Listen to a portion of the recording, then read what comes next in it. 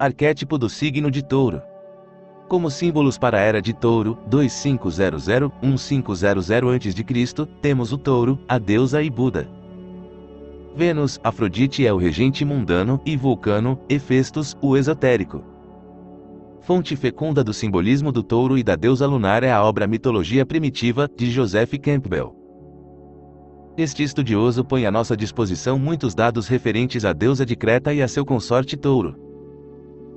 Ele exemplifica com Europa e o touro na Grécia continental, Inanna e seu touro na Suméria e, obviamente, Parsífae, esposa do rei Minos, que se apaixona pelo touro celeste de Poseidon em Creta.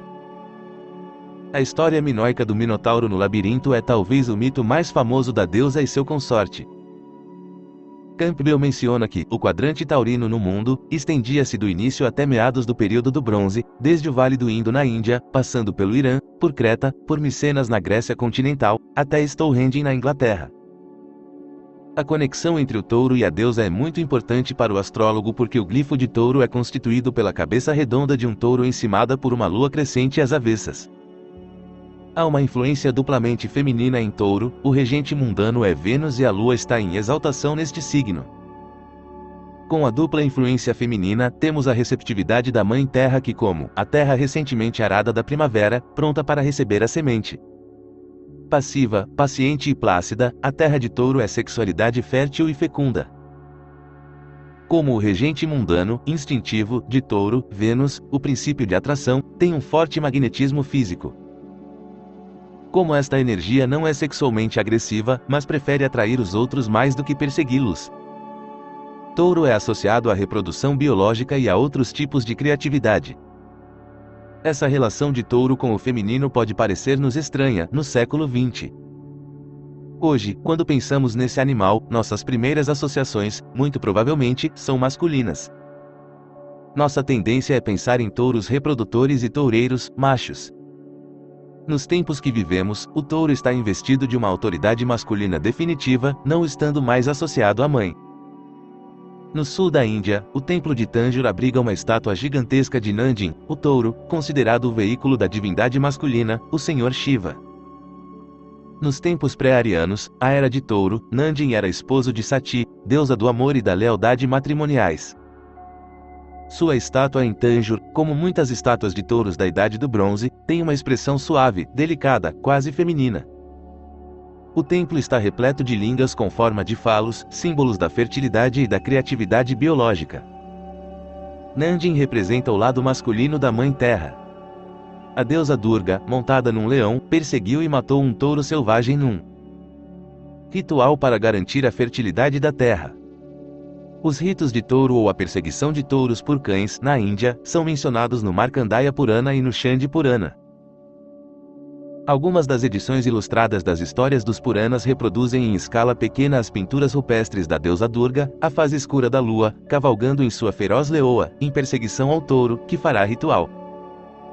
No nível mundano, este ritual de um animal poderoso, sexualmente potente, tinha a intenção de fertilizar a Mãe Terra com sua semente para a estação da semeadura seguinte. Espiritualmente, essa questão do ritual da Idade de Touro continua até o presente como pertinente para os buscadores do eixo Touro-Escorpião. Tentam eles eliminar seus desejos, especialmente seus desejos sexuais, num mosteiro. Devem manter-se celibatários para entrar em contato com sua criatividade taurina. Devem chegar ao extremo da reclusa polaridade de Escorpião que sublima sua energia totalmente em seu trabalho.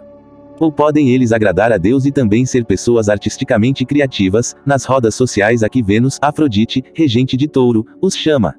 Talvez os cretenses, com sua visão de montar, ou de domar o touro físico da mãe, o corpo e seus instintos, estivessem corretos. Os zen budistas, com seu enfoque do boi ou touro da mãe, tinham uma ideia parecida e também, como os cretenses e persas, dispunham de técnicas para controlar o touro. A mitologia mais elevada da Idade de Touro talvez seja a do Senhor Krishna e das Gopis, as pastoras de vacas do norte da Índia. Em seu círculo gnóstico, afirma que Krishna era o avatar, Messias, da Idade de Touro na Índia. Na arte e no mito, ele estava constantemente rodeado por jovens mulheres que suspiravam pelo som de sua flauta como a alma anseia pela realização do divino ou do espírito. A constância e lealdade, como também a receptividade das golpes, parece característica da lua em touro, sua exaltação simbólica. A lua reflete a luz do sol, e as almas das golpes refletiam o espírito, o Senhor Krishna. Embora muitas pessoas com a lua em touro reflitam o interesse taurino por segurança emocional e financeira em sua natureza de desejo e em seu comportamento, há algumas que desdenham o mundo e procuram somente agradar o divino, como faziam as golpes. Há muitas outras cuja natureza lunar reflete a inércia ou, como os hindus o chamam, o tamas de touro. Na primeira metade de suas vidas, elas sacrificam o touro de seus próprios talentos criativos aos horários e rotinas de outras pessoas. Depois, começam a sentir-se vagamente insatisfeitas. Deram muito de si desempenhando profissões de sustentação dos outros, muitas vezes em instituições voltadas para a saúde ou para o ensino, ou dando apoio, financeiro ou moral, a membros da família. Frequentemente, na meia-idade, pessoas com a lua em touro ou com o sol em touro e touro ascendente sentem-se desapontadas com o pouco esforço que, ao longo dos anos, puseram a serviço do desenvolvimento dos seus próprios talentos criativos, psíquicos ou espirituais. Quem me deu apoio para meus dons? É a pergunta que surge na maioria das vezes. Você pediu a alguém alguma ajuda? É, sem dúvida, parte da resposta. Há uma inércia muito clara em touro, o signo de touro, o touro, pastando enquanto os anos passam. Todavia, touro se sente frustrado, pouco estimado, às vezes até mesmo passa despercebido por aqueles a quem tanto deu e a quem está tão apegado. A lua em touro caracteriza um apego duas vezes maior às pessoas, lugares e coisas, porque a lua em touro reflete as qualidades da natureza. Eu tenho, ao ouvir as lamúrias dos taurinos ao longo dos anos, taurinos que na meia-idade sofrem a influência dos planetas exteriores, especialmente Saturno, ou o Pai Tempo, que se opõe a touro e se fixam no que poderia ter sido. Lembro-me do ditado chinês que diz que a lua não conhece sua própria beleza. Servir aos outros parece ser parte do karma dos signos de terra na primeira metade da vida. A maioria das pessoas com a lua em touro cumpre essa parte a contento. Mas como as oposições ocorrem a partir da polaridade introspectivo de Escorpião, é muito provável que touro pergunte: a que sacrifiquei eu o touro de meus desejos, de minha vida pessoal, ou de minha criatividade? A energia social de Afrodite que os arrastou ao mundo extrovertido, ativo, se desvanece, e a energia e paixão contidas de Plutão e de Escorpião os impelem para o interior. Eles se satisfazem com poucas pessoas e preferem passar mais tempo solitários. A pessoa com a lua em touro, de modo particular, quer descobrir sua própria beleza na relação com as outras pessoas, ou às vezes totalmente só na corrente dos trânsitos de retirada de Plutão, Netuno. Para tudo há um tempo debaixo do céu. Isto com frequência se demonstra vendo os indivíduos de touro, escorpião indo de um lado para outro, de posses acumuladas, a renúncia, a coleção de coisas, e assim por diante. O significado psíquico ou espiritual do touro de touro, é especialmente da deusa lua e o touro, provém da associação do boi Apis do Egito com a profecia. A civilização da Idade do Bronze do Vale do Nilo, no Egito, é muito semelhante à do Vale do Indo, na Índia, a de Stonehenge, na Inglaterra, e à cultura minoica de Creta. A deusa reinou suprema sobre os campos, com seu consorte fecundamente potente, o touro. Em torno de 1600 a.C., os egípcios adoravam um boi que, diziam, havia nascido à meia-noite no lado escuro da lua, fase da lua nova, e por isso é representado artisticamente como tendo uma lua crescente entre os chifres.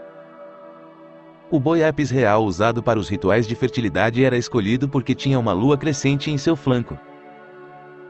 Ele era preto como o negro da lua.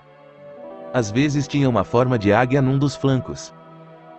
Algumas fontes dizem que o boi Apis lunar foi sacrificado e outros que morreu de velho, mas todos concordam em que depois da sua morte ele ficou conhecido como Osíris ressuscitado. Este mesmo touro especial era considerado um oráculo. Se lambesse a roupa de um astrônomo, por exemplo, considerava-se que o homem morreria em pouco tempo. Assim, simbolicamente havia uma forte ligação entre o touro lunar e o dom da profecia. Muitas pessoas com a lua em touro também têm dons psíquicos. Algumas, sem nenhum tipo de estudo anterior, podem deixar seu olhar desfocado e ver auras coloridas ao redor de outras pessoas e também dos animais. Um homem me perguntou: qualquer pessoa poderia fazer isso, se tentasse. Presumivelmente, qualquer pessoa tem condições de desenvolver essa habilidade através do exercício prolongado de uma técnica, mas não espontaneamente, desde a infância, sempre que se sentisse inclinada a agir desse modo. Assim, há nas pessoas com a lua em touro muito talento psíquico, receptividade espiritual, e também potencial devocional a ser explorado. As pessoas do signo de touro, ou com a lua em touro ou touro ascendente caracterizam-se por ter uma habilidade artística latente. Entretanto, touro deve antes sacrificar suas inseguranças e inibições interiores e acreditar em seu próprio talento em vez de ficar na dependência do constante incentivo e encorajamento de outras pessoas. O processo é favorecido quando o período de infância foi uma experiência positiva, quando a mãe, simbolicamente, a deusa lunar de touro exaltada e ideal, acreditava nos dons do filho taurino e os alimentava. Se este não foi o caso, muito provavelmente se faz necessário um ciclo efástico de trabalho interior, com o desenvolvimento da habilidade da pessoa para acreditar em seus dons femininos, criativos e intuitivos lunares antes de poder concretizar suas potencialidades. Este aspecto do papel de Hefestos como regente esotérico será desenvolvido. É interessante observar que mais tarde, na idade patriarcal dos heróis, mesmo o touro solar, Amon-Ra, uma encarnação do deus Sol, era conhecido como o touro de sua mãe. Temos, por exemplo, este belo hino. A Amon-Ra, o touro de Heliópolis que preside a todos os deuses, Deus benevolente e amado, doador do calor da vida a todo o rebanho viçoso. Salve, Amon-Ra, senhor dos tronos de Tebas, touro de sua mãe, primeiro comandante dos campos. Senhor do firmamento, filho primogênito da terra, senhor de tudo o que existe, ordenador de todas as coisas, o touro era, assim, o símbolo da fertilidade e da força, símbolo esse que, no Egito e em outros lugares, ficou associado à realeza e ao masculino, mas no início da Idade do Bronze ele era ou o cônjuge da deusa, ou o touro de sua mãe, e na arte era representado junto a ela do mesmo modo como figurava nos afrescos cretenses. Há um fato interessante relativo às civilizações taurinas, a presença de Vênus nas artes, desde a graça e beleza dos afrescos em Creta e Micenas até as linhas arquitetônicas do Palácio de Nossos. Os trabalhos em ouro da joalheria de Creta, expostos no Museu Histórico de Atenas, têm uma indisfarçável delicadeza venusiana, um toque feminino. Não há hordas de guerreiros, heróis a cavalo, pilhando e tiranizando na era de touro. O interior do continente é relativamente calmo. A ilha de Creta, por exemplo, é isolada e livre de invasores, exceção feita, naturalmente, aos invasores subterrâneos, os vulcões e os terremotos. Foi um terremoto que supostamente devastou o palácio do rei Minos, o local do mito do Minotauro. Afirmava a lenda que foi Vulcano, ou Hefestos, o feio ferreiro coxo em sua forja debaixo da terra, que destruiu o confortável mundo que pertencia à deusa e a seu touro em Creta. O monstro Minotauro é também uma espécie de imagem de Vulcano. A besta horrível é parcialmente divina e não deve morrer, ela deve viver na solidão para gravar seus cascos na prisão labiríntica e sacudir a terra com sua força. Afrodite foi dada por Zeus em casamento a Hefestos, Vulcano, a beleza unida à besta. O regente mundano de touro unido ao esotérico. O deus anão cujo martelo causa mudanças abruptas, até mesmo o caos, ligado por laços matrimoniais à deusa da harmonia, da paz e da ordem. Pergunte a qualquer taurino como ele se sentiria se houvesse um terremoto que devastasse sua casa e todas as suas coisas colecionáveis, suas belas posses. A lua exaltada em touro provavelmente responderia com mais veemência do que o sol em touro, a partir de um apego mais profundo, mais emocional ao conforto, à segurança e à beleza. Destruição repentina das estruturas da pessoa, tão cuidadosa e solidamente construídas, sentindo-as todas desabarem ao seu redor, este é o impacto de Vulcano sobre touro. Hefestos trabalha sob a superfície da carreira do negociante, bom provedor, taurino. Um astrólogo geralmente encontra um homem de touro pela primeira vez quando seu patrão o pressionou a aposentar-se ou quando a falência assoma à frente. Vulcano esteve trabalhando. Se considerarmos o aspecto materialístico, mundano de Afrodite regendo a terra no signo de touro, podemos perceber uma certa decadência, um tanto semelhante à decadência das últimas fases da arte da Idade do Bronze em Creta, as damas usando joias faustosas e ricas vestimentas da corte de Nossos, como figuradas nos afrescos. Às vezes a complacência do touro bem-sucedido parece convidar Vulcano a realizar seu trabalho contra as forças da inércia. a estrutura parece repentinamente entrar em colapso a partir de dentro. E o bom provedor taurino sente-se emocionalmente desolado. Afrodite é um regente muito emocional. Um homem de touro com essas características disse: não compreendo isso. Minha esposa encontrou um homem rico e quer me deixar. Ela pensa que não lhe dou a devida atenção porque preciso ganhar dinheiro. Parece que ela não entende que trabalho tão duramente para prover os recursos necessários a ela e aos filhos de modo que possam ter uma vida de qualidade, obtendo o melhor que o dinheiro pode comprar. Exatamente no momento em que, por fim, penso que consegui tudo isso para minha família, eu a perco, e por razões que não consigo sequer imaginar. Estou estupefato. Afrodite é uma deusa que gosta da qualidade, a melhor. O problema é que os taurinos têm dificuldade para compreender o significado de qualidade. Se a busca no nível mundano toma todos os seus recursos de tempo e energia, então não lhes sobra muito de si mesmos para dar. Vulcano irrompe em algum trânsito a Vênus, Afrodite e ameaça a segurança das relações de touro, sejam pessoais, sejam financeiras. O regente esotérico apresenta características acentuadas de Escorpião no que se refere às suas explosões subterrâneas. Seu poder de provocar mudanças turbulentas é reminiscência do signo da extremidade polar.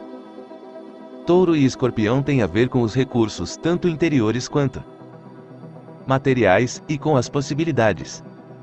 A pergunta que se faz, então, é a de saber se uma pessoa de terra fixa pode ou não manter suas estruturas suficientemente flexíveis para suportar as alterações de Vulcano. Pode ela projetar uma vida como os arquitetos projetam prédios com propriedades específicas para a região da falha geológica?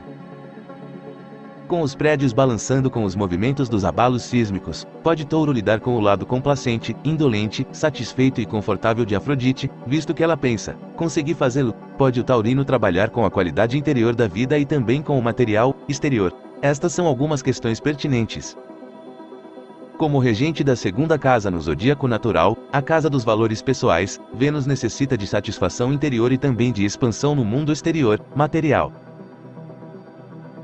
Outra questão, dirigida mais para as pessoas com a lua em touro, seria: minhas posses me possuem, consigo fazer uma longa viagem sem me preocupar com elas? Conseguiria eu alugar minha casa a uma família desconhecida se minha empresa me enviasse ao Oriente Médio por 6 meses? Estou livre ou preso ao mundo material? Sou uma personalidade dependente. Apego-me possessivamente a minha namorada ou namorado a meus filhos, em vez de deixá-los livres para cometerem seus próprios erros na vida. Se considerarmos touro como a prima matéria, matéria-prima ou argila de modelagem, e a lua como forma, como Platão a chamou, podemos ter a impressão de uma dose dupla de receptividade na lua de touro. Podemos encontrar uma pessoa forte que se torna dependente de outro ou de outros e cuja dependência pode alienar o outro e causar claustrofobia. Muitas dessas questões relativas à possessividade, aos relacionamentos dependentes e ao tolimento da liberdade dos outros aplicar-se-iam a pessoas com touro ascendente. No caso de Áries regido por Marte, havia uma emissão espontânea de energia. O herói ígneo encarava a confrontação direta na busca e com ela se aprazia. Mas Touro, regido por Afrodite, reflete sua influência mais gentil, mais serena, mais feminina. Touro comunica desprazer indiretamente. Afrodite não quer fazer cenas, o que seria muito vulgar e nada harmonioso. Um vulcão não entra em erupção com muita frequência, ele vai acumulando ao longo dos anos e então explode. É assim também que a raiva de Touro muitas vezes se manifesta. Aqui os taurinos podem aprender do regente do signo de sua extremidade polar, Escorpião. Os nativos de Escorpião também se comunicam indiretamente. Mas um escorpião no cargo de direção geralmente manifesta seu Marte, humor, se você chega atrasado ao trabalho todos os dias. Como ocorre com todos os signos, quanto mais consciente é o taurino, mais ele se esforça para integrar o signo de sua polaridade e para trabalhar conscientemente com o poder do regente esotérico. Se Touro está conscientemente harmonizado com Vulcano, Hefestos, com menor probabilidade ele irá explodir no subterrâneo, fazendo demonstrações do furor de um touro enlouquecido.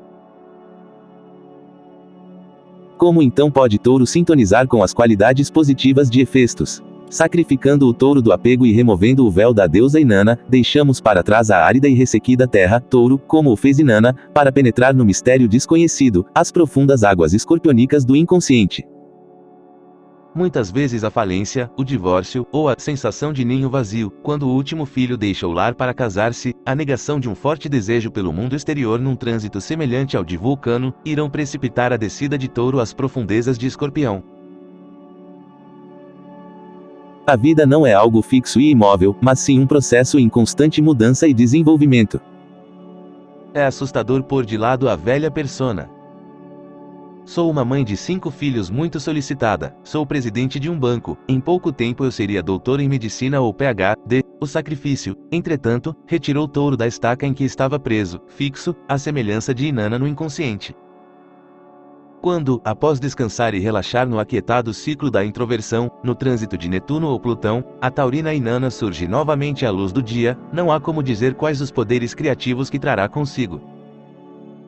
Inanna desceu aos infernos para presenciar o sacrifício de um touro, e foi acompanhada por diversos escorpiões. Assim o mito parece estar de acordo com a integração desta polaridade, em seu ciclo social e de isolamento, sua concentração na matéria e no espírito em diferentes períodos no decurso da vida.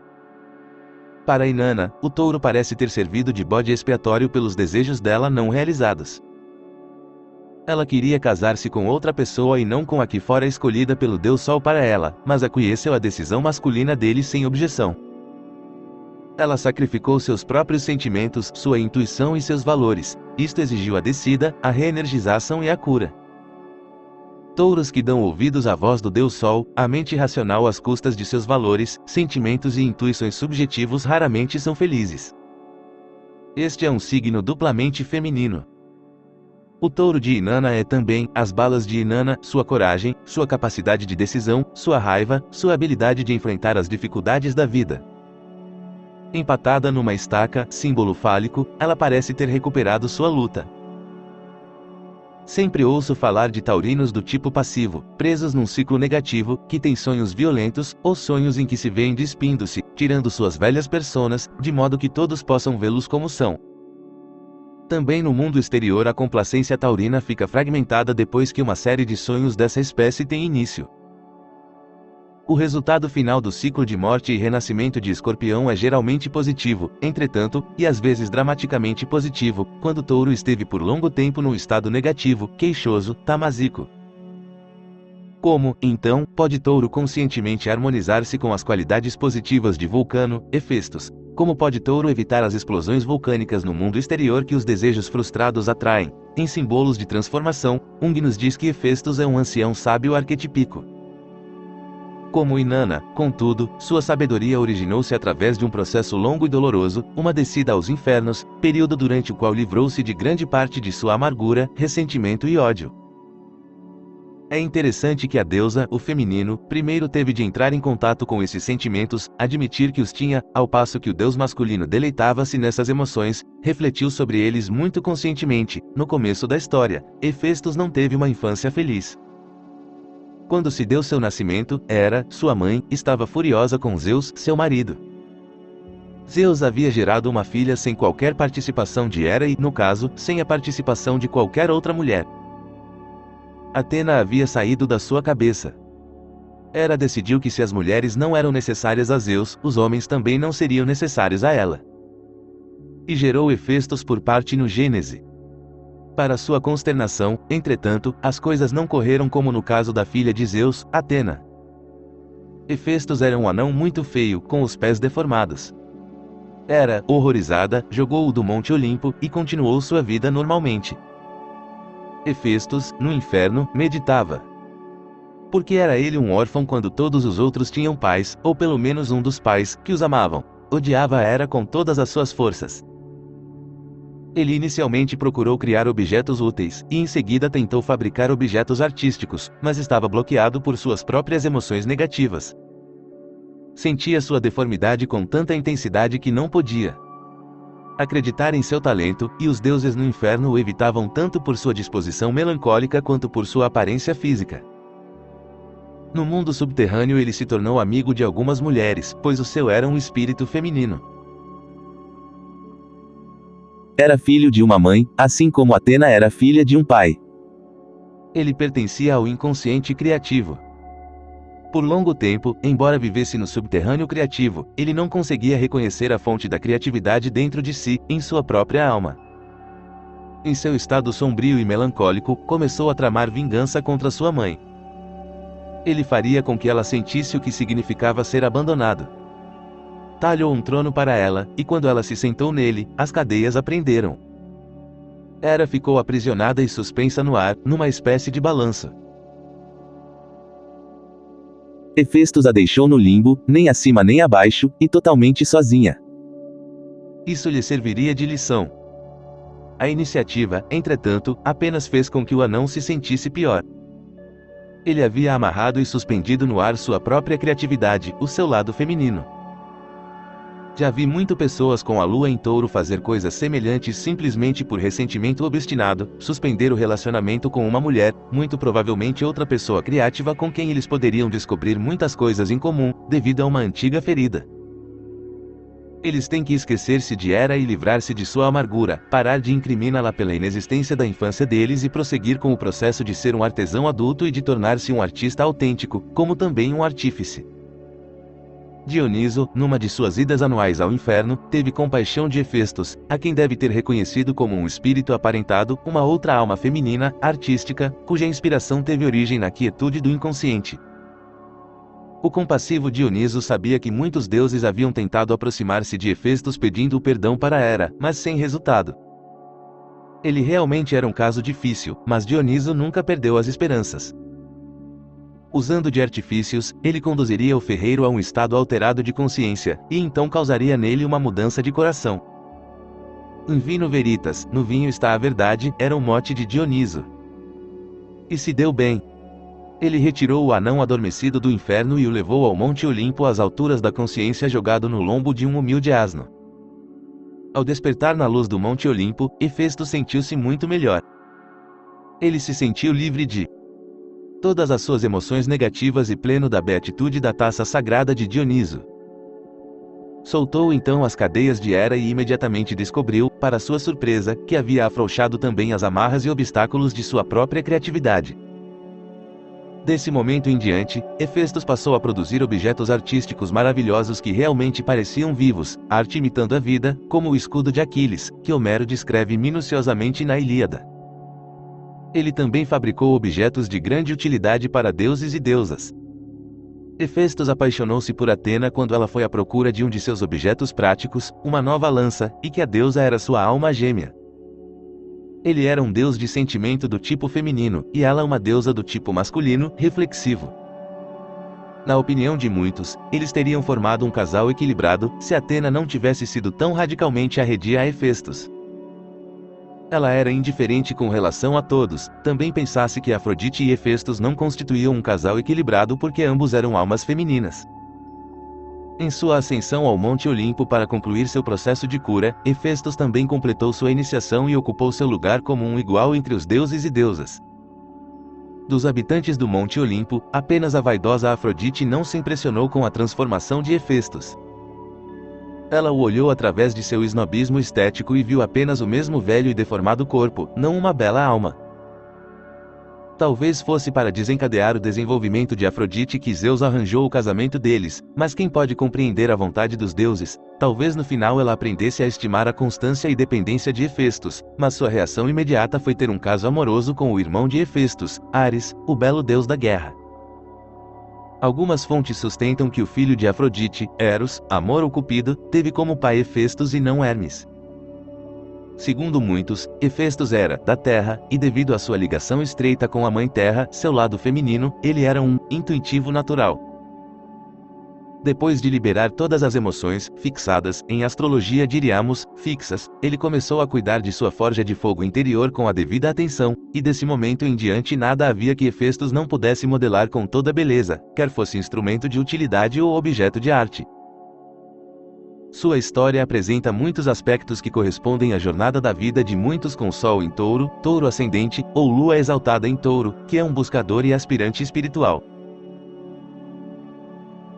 Essas pessoas possuem nas forjas de suas próprias almas muito do talento de Hefestos e também de sua luta interior, de sua teimosa recusa em livrar-se dos obstáculos externos e ir em frente.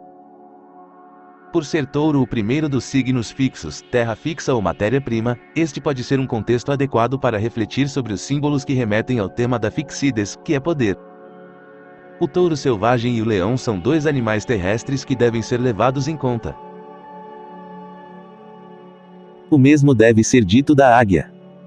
Nenhuma outra criatura pode superá-la no ar. O quarto signo fixo é simbolizado pelo homem iluminado, o Bodhisattva, ou o Messias, que também está sozinho em seu domínio. Os artistas usam esses símbolos de poder derivados dos signos fixos do zodíaco, sua presença na heráldica também é frequente. Na Idade Média, Dioniso recebeu as formas do touro e do leão. Os 4 símbolos dos signos fixos podem também ser encontrados em vitrais que representam os 4 evangelistas. Na zona temperada, começamos o ano astrológico com um signo cardinal, Áries, e a partir dele definimos nossos festivais e ritos sazonais para os outros pontos cardeais, os solstícios e equinócios. Mas fora da zona temperada, nas terras secas onde os signos fixos são os precursores da estação das monções e da fertilidade, os calendários e os festivais são estabelecidos para esses signos fixos. No Yucatán dos Maias, por exemplo, uma efeméride de Vênus era usada para o calendário de rituais. A órbita de Vênus pode ter sido usada também para determinar o tempo da plantação e da colheita do milho. Sabemos com certeza que, para os maias, o ano começava quando o aglomerado das Pleiades, situado na constelação do Touro, era visível à noite no firmamento. Quando as Pleiades se faziam visíveis, as chuvas estavam próximas.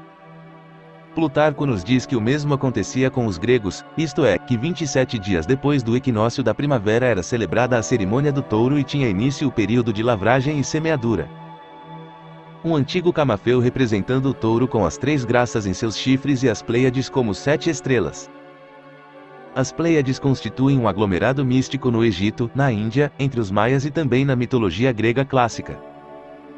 O poder das Pleiades de trazer as chuvas da primavera era um sinal externo, mundano, do seu poder espiritual. Como o poder de Touro e de Afrodite para atrair abundância vai além do domínio da substância física material. Esse poder de atração está centrado em Alcione, o grande sol central da galáxia, localizado nas Pleiades. Alcione exerce uma atração estável e contínua do nosso Sol e dos planetas que circulam ao seu redor. Para os antigos, a atração de Alcione simbolizava a força do espírito de atrair a matéria. A atenção de Alcione mantinha os mundos em suas posições, o espírito atraía e animava a matéria.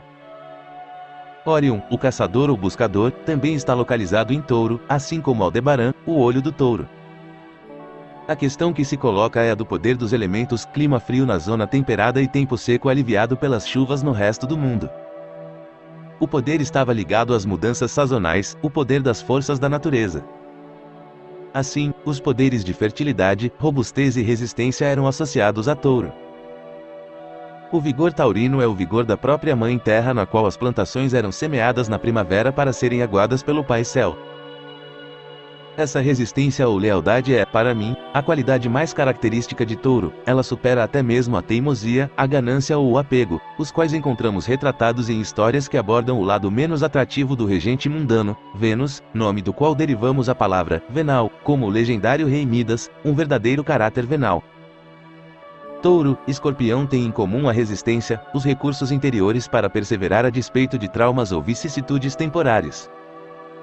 As polaridades fixas têm autocontrole interior e também força física. Touro e Escorpião estão historicamente associados à concentração ou foco unidirecionado. Para o yogi, o olho do touro ou o terceiro olho da meditação é o significado esotérico de Touro. Muitas vezes Buda é chamado de Touro, e a lenda assinala seu nascimento em Touro.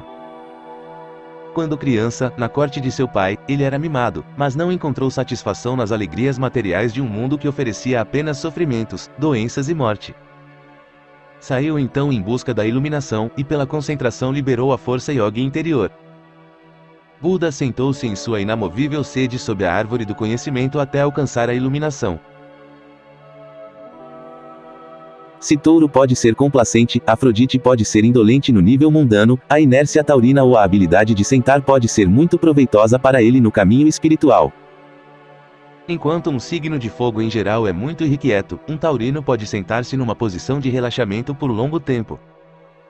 Ele tem a perseverança e a lealdade para manter-se firme em seu caminho.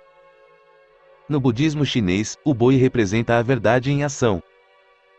Há 10 etapas para a realização da natureza interior da pessoa, os 10 caminhos do boi, desenhados artisticamente pelo mestre Zenka Kuan, que escreveu no século XX sobre os valores verdadeiros, ou a qualidade verdadeira, Afrodite. Cada caminho foi ilustrado em gravura sobre madeira. Interessantes são também as ilustrações de Mitra, o iniciado persa. Depois de capturá-lo na floresta e ser por ele arrastado, Mitra monta no touro em pelo e o subjuga numa caverna. Encontramos no mito de Mitra os 2 níveis já discutidos, o mundano e o esotérico. O mundano é a história comum do sacrifício do touro no tempo, realizado para que sua semente fertilizasse o solo e a mãe terra produzisse uma nova colheita no ano seguinte.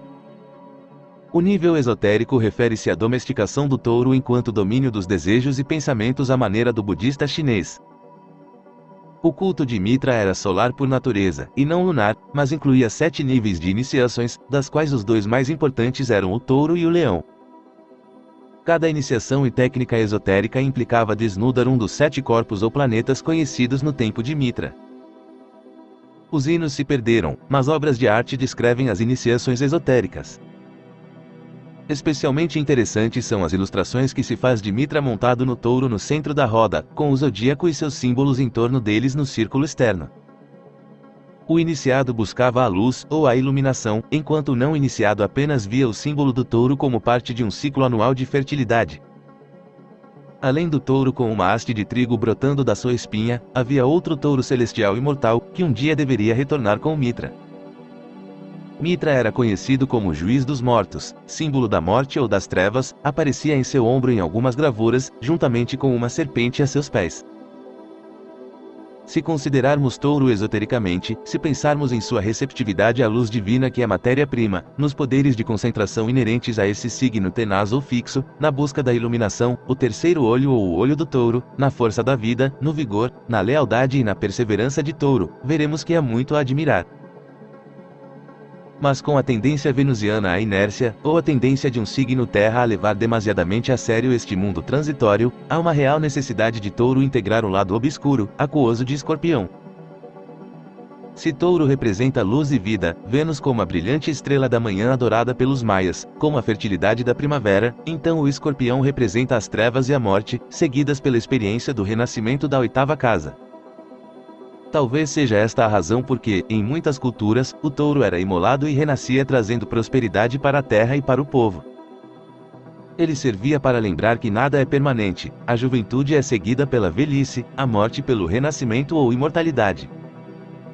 Se concebermos as casas 2 até 8 como um eixo de valores, então para que touro encontre sua paz e alegria ou a bem-aventurança dos 10 touros, parece que ele precisa primeiro morrer para os desejos pessoais, 2ª casa, e renascer com um sistema de valores mais iluminados na 8ª casa, valores dos outros. Afrodite, como planeta do valor e buscador da qualidade, aparece muito subjetiva e pessoal em touro. Falta-lhe a objetividade que possui como regente da aérea Libra. No nível mundano, muitos nascidos em touro tentam superar essa subjetividade e transcender o desejo, como fez Buda, por um tipo de renúncia. Muitas vezes eles não estão conscientes de que é isso que estão fazendo quando dizem coisas como: posso desenvolver meus talentos criativos mais tarde, agora preciso prover uma vida de qualidade para minha esposa e filhos, os outros, ou, gostaria de continuar minha carreira de cantora mas meus filhos precisam de mim em casa. Talvez, quando estiverem no 2º grau, outros seguem o caminho da renúncia consciente, abandonando a segurança do trabalho, como Buda fez com seu reino terrestre, para buscar a verdade, para voltar à escola e estudar filosofia, ou para viajar ao estrangeiro, vivendo em desconforto físico em hotéis baratos, à procura nem sabem de qual verdade. Como o do taurino que se sacrifica pela esposa e pelos filhos, este é um movimento em direção aos valores dos outros, 8ª casa, às custas do conforto e do desejo pessoal, mas aqui o ensinamento representa os valores dos outros, os valores dos patriarcas, tendo adquirido tarde na vida uma perspectiva ou a objetividade, o taurino pode retornar para satisfazer suas fortes emoções e sua natureza de desejo, seu regente mundano, a terrena é ardente Afrodite. A primeira metade da vida é vida para ou através dos valores ou filosofias dos outros e a segunda metade volta-se para o romance e para a busca pessoal da felicidade terrena. Na maioria dos manuais, touro está relacionado com a frase-chave eu tenho. Mas as palavras-chave eu construo também são importantes porque pessoas, harmonizado com Vulcano, Hefestos, é muitas vezes um construtor. Vulcano, o modelador ou ferramenteiro dos deuses, para usar a expressão, trabalha com empenho no interior dos taurinos e não se sente satisfeito se algum tipo de projeto criativo não está em andamento. Em Touro, temos o construtor de uma companhia que se harmoniza esotericamente, aposenta-se cedo e utiliza seu tempo em atividades humanitárias. Muitos taurinos esotéricos sacrificaram-se financeiramente, montaram o boi, ou sublimaram desejos pessoais com a finalidade de montar estruturas como centros holísticos de cura ou asilos para crianças abandonadas em comunidades espirituais tanto rurais quanto urbanas, onde os buscadores podem viver e aprender com pessoas que compartilham as mesmas ideias. Diferentemente da energia taurina mundana, que constrói para si mesma ou para os próprios filhos e apega-se como uma miserável à sua riqueza, esses taurinos esotéricos encontraram uma real alegria. Parece também que encontraram a pomba branca da paz de Afrodite. A paz é ilusória se Vulcano não trabalha construtivamente com suas ferramentas, sejam essas ferramentas artísticas, artesanais, financeiras, sejam de meditação. O Hatha Yoga é a ferramenta favorita de muitos taurinos para montar o boi, controlar o corpo. O Zen e outras técnicas, como o Pranayama, são ferramentas muito úteis para controlar a mente e as emoções. Pelo uso de suas ferramentas, Touro se harmoniza conscientemente com Vulcano e coopera com seu regente esotérico, tornando menos provável a possibilidade de ser ferido com o martelo de Vulcano nos trânsitos mais difíceis dos planetas transsaturninos. Um touro que monta um touro com sucesso alcança um estado de bem-aventurança em que nada pode perturbá-lo, ele não precisa mais dos patriarcas, move-se entre os homens e é veículo para a iluminação deles. Um Buda moderno. Esta parece ser a mensagem do culto de Mitra na Pérsia, do caminho do boi do mestre Zen chinês, e, mais do que provável, dos que montavam o boi em Creta reproduzidos nos afrescos. O boi Apis, com sua morte e renascimento sacrificial de cada ano simbolizando a fertilidade da primavera e a morte da terra no outono e inverno, parece ter muito a ver com a integração alquímica das casas 2 e 8. Parece que temos aqui a segunda casa, como substância, ou matéria-prima, prima-matéria, perdendo sua estrutura, experienciando o caos ou convulsão, e depois de uma sensação de perda, trevas, depressão ou morte interior, renascendo na oitava casa depois da solitude e dormência no final do Escorpião, quando a fênix se eleva de suas cinzas. O boi Apis não é símbolo apenas da primavera e da vida taurina, mas a águia em seu flanco nos lembra o outono, Escorpião, a morte e o renascimento. Jung, num estudo sobre a alquimia da integração dos opostos, refere-se à matéria-prima e à fênix, à luz e às trevas, à vida e à morte, e não podemos deixar de pensar no zodíaco natural, na integração da esperança da primavera, exuberante de vida e fecundidade, com a estação depressiva do outono, o estéril e inerte Escorpião.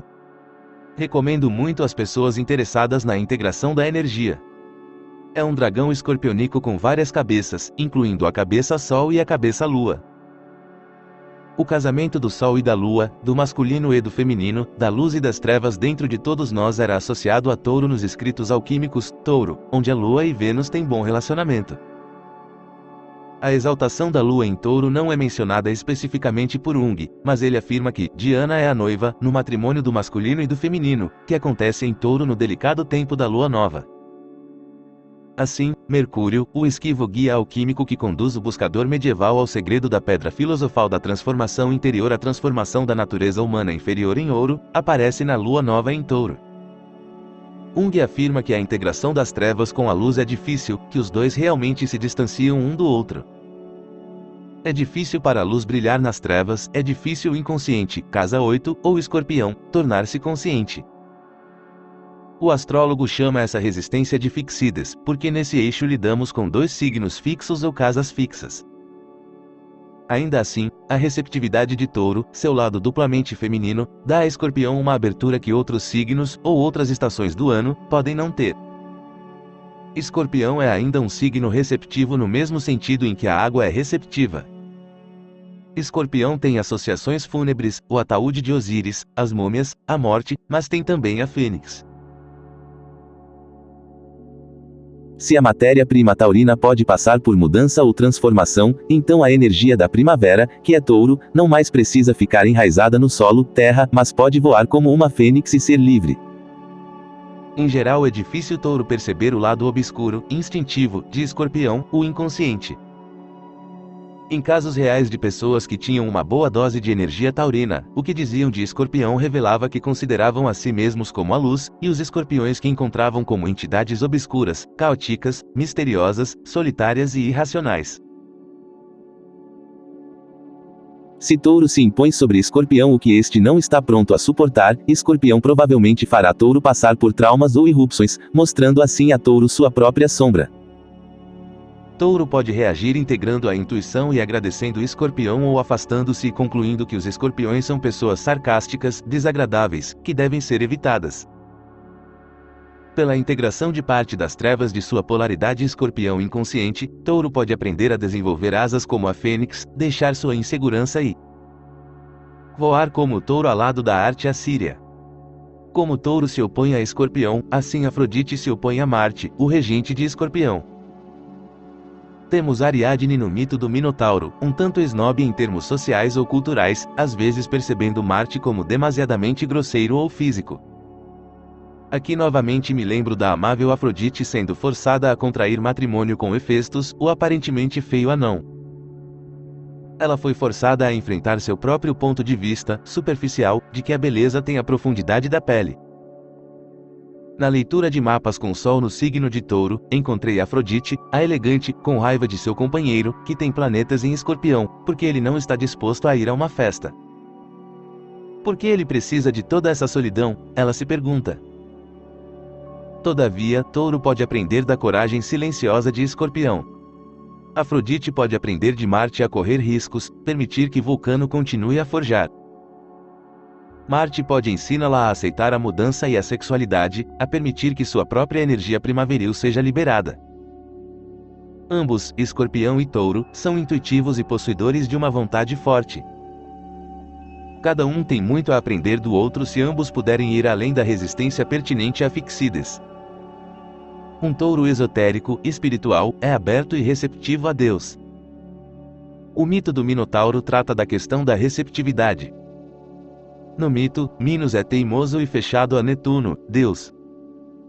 A ambição e apego de Minos por um touro, digno de pertencer a um deus, fez com que ele trouxesse desgraça a toda a sua linhagem. Minos vive no mundo dos sentidos, Afrodite inferior, excluindo tudo o mais. Ele nos lembra os taurinos que conhecemos que estão sempre perguntando: o que vamos comer hoje? Onde vamos fazer compras hoje? O que poderíamos fazer para passar o tempo? Eles dão a impressão de nunca refletirem sobre as questões esotéricas de Afrodite. Onde posso encontrar um valor permanente? Qual é o sentido da vida? O mito do Minotauro. Vivia na ilha de Creta um rei filho de deuses da linhagem do touro, o rei Minos. Minos descendia de Zeus sob a forma de touro, portanto, o touro era um símbolo de sua realeza. Para garantir a prosperidade continuada de seu povo, Minos recebia regularmente um touro destinado ao sacrifício do deus conhecido como o sacudidor da terra, Poseidon, Netuno. Netuno, como sabemos pela astrologia, era um deus que prezava a renúncia e que não via com bons olhos a ambição e o apego. Para testar Minos, um ano enviou-lhe um touro branco raro, particularmente belo. Que beleza, que esplendor! Minos nunca havia visto um touro semelhante. Um touro digno de um deus, ou digno do rei Minos, ele estava ciente da sua responsabilidade para com sua família e para com seus subalternos quanto a fazer a vontade de Poseidon e sacrificar o mesmo touro que lhe era enviado. Como um signo arquetípico da Terra, Minos tinha muita responsabilidade, foi sua ambição, porém, que triunfou. Ele conservou o touro celestial de Poseidon, trocando-o por um touro branco menor para o sacrifício. A decisão foi seguida por uma série de catástrofes. Sua esposa Parsífae, a quem Minos, como um touro ardente e apaixonado, estava profundamente apegado, apaixonou-se pelo touro celestial. Dédalo, o arquiteto, construiu-lhe uma vaca de madeira de modo que ela pudesse disfarçar-se e unir-se ao touro. O resultado de sua união foi um monstro, metade homem, metade touro, o Minotauro. Por ser este um ser parcialmente divino, Minos não podia matá-lo. Dédalo então retornou ao trabalho e construiu um labirinto para abrigar o monstro. Com sua esposa, a quem amava, aprisionada em seu quarto e um minotauro ruidoso correndo pelo labirinto, pouca satisfação restou a Minos. Ele começou a pensar em meios de livrar-se do monstro. De acordo com algumas fontes, havia em Creta, de 7 em 7 anos, um ritual destinado a pagar tributo a Minos por parte de outras ilhas e da parte continental da Grécia. Jovens guerreiros eram enviados para montar o touro, touros selvagens eram capturados e heróis desnudos tentavam agarrar-se aos chifres, saltar sobre o lombo dos animais, firmar-se e cavalgar. Afrescos registram o montar do touro como um ritual, assistido pelas damas da corte. Quando chegou o tempo da remessa do tributo, Minos começou a anunciar que estava à procura de um herói que quisesse matar o Minotauro. Assim ele não seria responsabilizado pela morte de uma besta parcialmente divina. Seu filho percorreu a Grécia a fim de recrutar heróis para a tarefa, mas foi morto por um touro na cidade de Maratona. Desse modo, Minos perdeu sua mulher para o touro celestial e seu filho para o touro de Maratona. Provavelmente o final da história é mais conhecido de todos. Teseu apresentou-se como voluntário para executar a tarefa. Ele não era natural de Creta e não conhecia as habilidades necessárias para montar um touro. Apesar disso, ele teve êxito no ritual prescrito e decidiu assumir o empreendimento. Refletiu e percebeu que seu maior problema nesse compromisso seria encontrar o caminho de volta do labirinto, e não matar o Minotauro, e estava certo. Entretanto, Ariadne, filha de Minos, de cujo nome derivamos o termo para aranha, aracnídeo, apaixonou-se pelo herói e correu em seu auxílio com seu fio. Teseu usou esse fio para achar o caminho para sair do labirinto e voltar a Ariadne. Houve terremoto e fogo logo após a morte do divino Minotauro e Ariadne saiu de Creta por mar com o povo grosseiro do continente. Enquanto olhava para trás e via seu palácio em chamas, ela pensava no que havia feito ao ajudar os bárbaros gregos. Acabou discutindo com Teseu, e ele e seus marinheiros a desembarcaram numa ilha. Todos estavam visivelmente cansados com suas lamúrias. Poseidon, Netuno, deus compassivo que é, teve pena dela e colocou-a no céu como constelação para que todos a pudéssemos ver.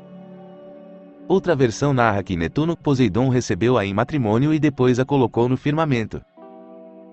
De qualquer modo, foi um triste final para a dinastia minoica, que acabou destruída por terremoto e fogo, tudo resultando da ambição míope dos seus governantes. Touro tem um ponto de equilíbrio na sua relação com a responsabilidade. Minos não assumiu suas responsabilidades com a devida seriedade e deixou que sua ambição o engolfasse. Outros que participam do arquétipo de touro estão tão amarrados às suas responsabilidades que nunca tiram férias ou, por outra, queixam-se: minha família sempre deixa todo o planejamento e trabalho para mim. Meus familiares são tão ineficientes. Afrodite opera mais eficazmente quando está em touro do que como regente de Libra. É importante que os taurinos encontrem o ponto de equilíbrio e deixem que os outros membros da família ou do escritório carreguem a própria carga de modo que ele tenha tempo para dedicar-se ao seu próprio desenvolvimento, e também para que touro não se deixe levar pela tendência a acumular ressentimentos. Em Áries, tivemos necessidade de controlar nossos instintos, nossos cavalos selvagens. Em Touro, temos o controle do touro, das nossas paixões. Defrontamo-nos com nossos instintos, desejos, emoções, e mesmo com nossa inércia, em meio a um mundo em mudança. Muitos taurinos agarram o boi pelos chifres como no rito cretense ou de Mitra na Pérsia e exercem tal poder e controle sobre as emoções que Afrodite e seu consorte, Vulcano, tornam-se infelizes. Ambos são energias criativas, nenhum deles quer viver uma vida estruturada ou controlada a esse ponto. Touro desenvolve seu discernimento no período de progressão de 30 anos de Gêmeos. Mas nem sempre é o tipo de compreensão que o companheiro ou a companheira espera ver desenvolvida. Seguidamente nas aulas de astrologia sobre as progressões, uma mulher casada com um homem de negócios taurino agressivo pergunta: a progressão de Gêmeos significa que ele virá às aulas de metafísica comigo? As leituras sobre Gêmeos dizem que este é um verdadeiro ciclo de aprendizagem.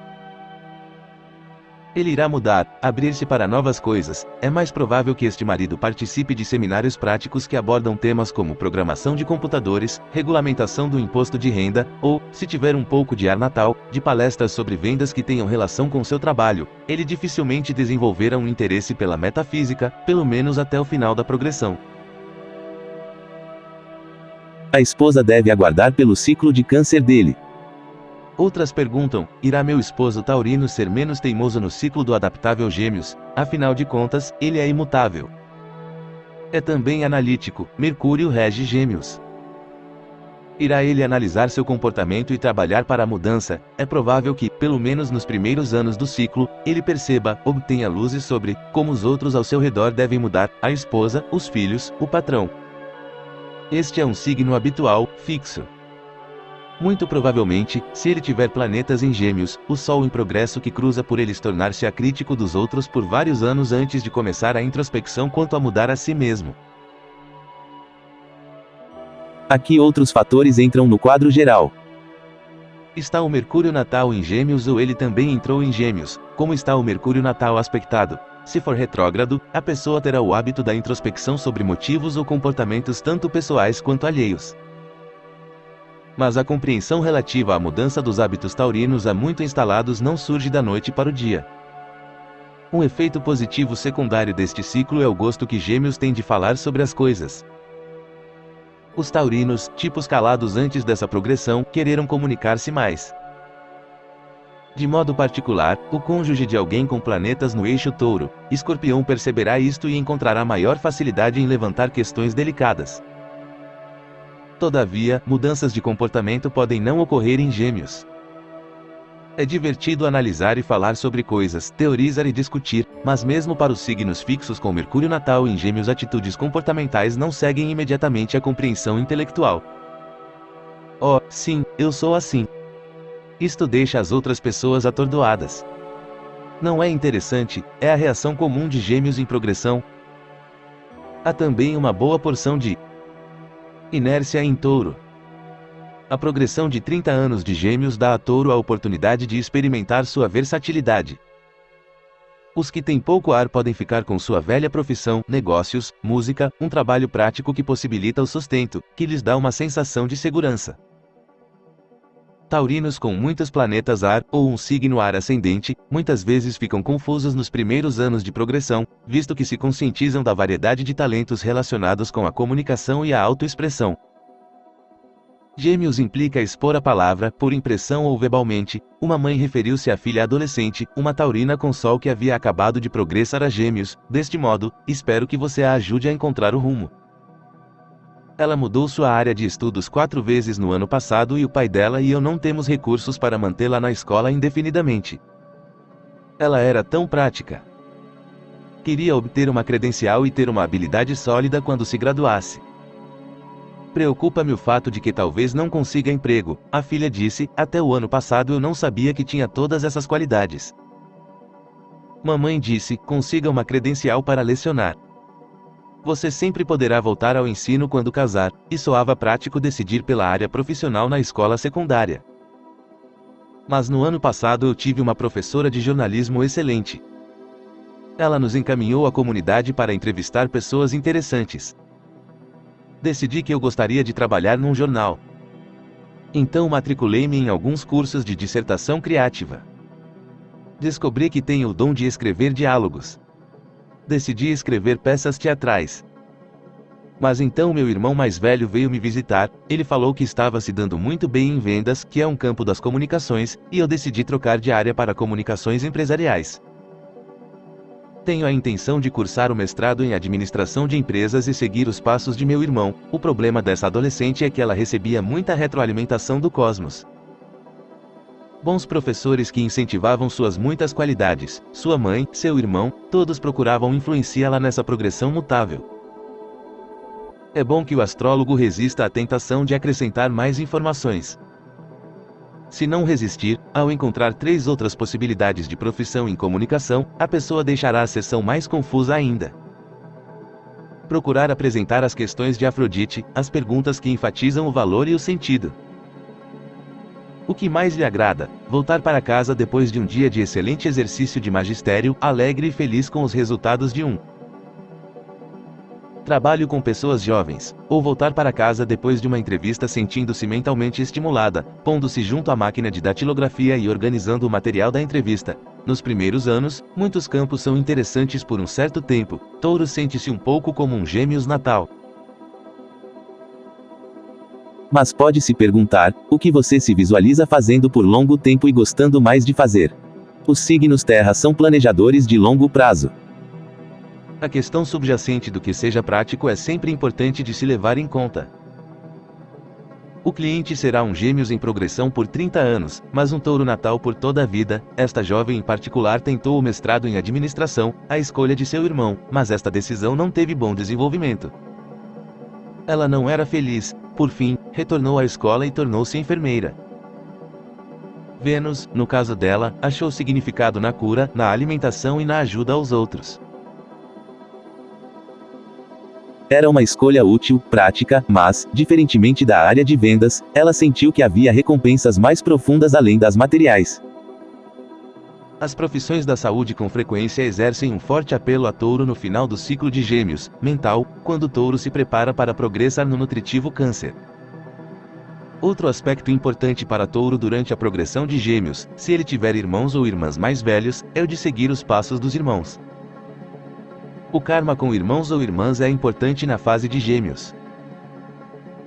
Muitas pessoas em progressão por Gêmeos assim se expressam: eu gostaria de me diplomar na mesma área profissional de meu irmão ou irmã, ou, eu gostaria de me casar com alguém bem igual à pessoa com quem meu irmão ou irmã se casou. Isto na verdade muitas vezes leva a ter encontros com o cunhado ou cunhada do irmão. Às vezes os resultados são favoráveis. No sul da Índia, casamentos entre primos e também de dois irmãos com duas irmãs são comuns, mas os horóscopos dos irmãos em geral são muito diferentes no que se refere a habilidades e gostos. Há ainda outro problema. Se a confusa pessoa que progressa por Gêmeos opta pela carreira do irmão, ela estará se dispondo a toda uma vida de comparações com o progresso profissional do mais velho. Além disso, o irmão mais velho está vários anos à frente. Quantas apólices de seguro você vendeu no ano passado, querido? Pergunta tia Rita. Oh, seu irmão mais velho vendeu 2 vezes mais. Eu geralmente procuro levantar essas questões no decorrer da sessão. Se a escolha profissional do irmão se enquadra no mapa do cliente e este vem pensando sobre esta carreira por vários anos, pode ocorrer que dê certo, mas ainda assim é aconselhável comparar as qualidades do horóscopo do irmão com as do cliente e lançar todas as luzes possíveis nas diferenças. O interesse de Afrodite pelo bem, pela verdade e pelo belo está presente no inconsciente de Touro. A deusa procura prover calor e amor aos outros. Ela pode fazer isso pela cura, pela música ou pelas artes, através do casamento, da diversão ou de uma floricultura. Mas a satisfação dela é subjetiva, ela deveria encontrar alegria no trabalho diário. Neste sentido, taurinos regidos por Vênus têm mais em comum com Libra do que com os outros 2 signos de terra. Eles adotam uma visão menos objetiva do seu trabalho. As pessoas que Touro encontra são menos importantes do que os aspectos materiais. Isto não é tão verdadeiro relativamente aos outros signos de terra. A progressão de Câncer é muito mais familiar a Touro. Trata-se de um ciclo conservador. Uma pessoa pode alegrar-se com o que construiu cedo na vida. Ela pode apreciar a casa, a família, as posses e a estabilidade familiar. A progressão água é importante no mapa de Touro porque ela revela o lado feminino, a sensibilidade intuitiva. No primeiro ou segundo ano do ciclo de 30 anos, Touro pode até pensar que o corpo parece hipersensível. Alergias químicas tóxicas são comuns, sintomáticas da nova abertura da natureza taurina. É bom visualizar a proteção do mestre espiritual como uma luz branca, alimentar-se de alimentos puros, beber água pura, Câncer está relacionado com os líquidos, e fazer exames esporádicos para verificar as reações do organismo aos produtos derivados do leite. Embora muitos taurinos desempenhem profissões psíquicas ou nutritivas durante este ciclo, é também importante que encontrem tempo para alimentar a criança interior, para meditar, descansar e sair com a família nos finais de semana. Muitas vezes o taurino espiritual construiu para os outros na primeira metade da vida. O ciclo de Câncer, mais mediúnico, é uma mudança na direção da construção da alma, da construção interior, fortalecendo a busca de Afrodite da beleza, do significado, do valor pessoal. Lar e lareira podem ocupar o lugar das viagens quando a agitação do ciclo de Gêmeos se acomoda. Comprar ou aumentar a propriedade torna-se importante, visto Que touro pode decidir trabalhar em sua própria casa e porque agora passa muito tempo nela, ele pode querer que ela seja confortável. Muitas vezes, o karma com os pais ou parentes vivos mais velhos é trabalhado neste ciclo, pois é nessa época que os pais em geral são bastante velhos e precisam de atenção. Se há questões antigas e dolorosas, ressentimentos ou lembranças negativas da infância, como as de Efaístos, touro quase sempre tem condições de liberá-las do inconsciente em Câncer, praticando técnicas de cura em si mesmo e nos outros. Isto é facilitado pelo fato de que a pessoa mais velha pode tornar-se uma criança necessitada, um ser humano frágil. Touro com frequência dirá: mamãe, ou papai, fez o melhor que pôde para nós. Vivi tempo suficiente para perceber que cometi minha própria cota de erros na vida, e por isso posso ser mais compreensivo e tolerante com os demais. Outra área kármica para o touro espiritual é a da religião oficial, ou a Santa Madre Igreja. No ciclo de Câncer, muitos taurinos procuram voltar ao seio da organização da mãe espiritual de quem se separaram cedo na vida.